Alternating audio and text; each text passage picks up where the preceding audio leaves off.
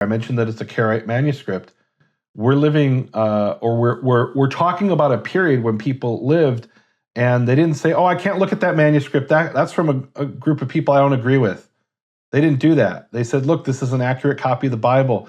It doesn't matter if you're a rabbinical Jew, if you're a Karaite Jew."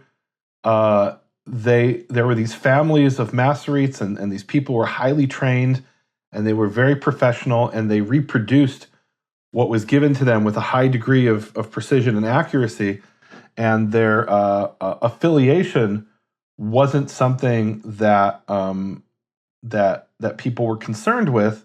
I wouldn't say they weren't concerned at all, but the fact is, you have manuscripts that were written by Karaites and proofread by Karaites and corrected by them, and other ones that were done by rabbinical Jews, and both communities accepted these manuscripts because it was considered the common heritage of the Jewish people.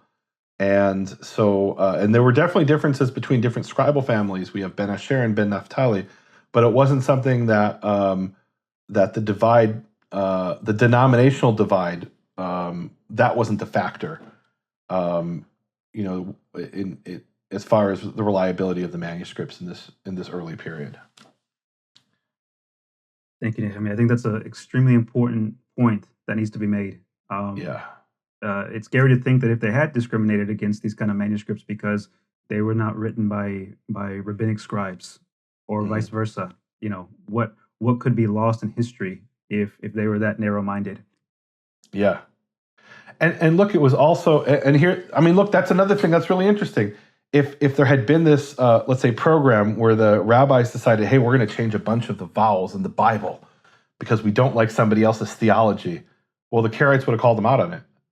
And if the Karaites had done that, the rabbis would have called them out on it. So you kind of have each group looking over each other's shoulders, and they couldn't change stuff even when they wanted to. And there are many instances where the rabbis wanted to, and they change it for purposes of interpretation. They say, we're going to read this word as if it said something else. But when it came to the Bible manuscripts and how you read the verse in the synagogue, they didn't change that. They didn't have the authority to, and they couldn't get away with it. And even if they could get away with it, they wouldn't have dared. Yes. So that's it's pretty amazing.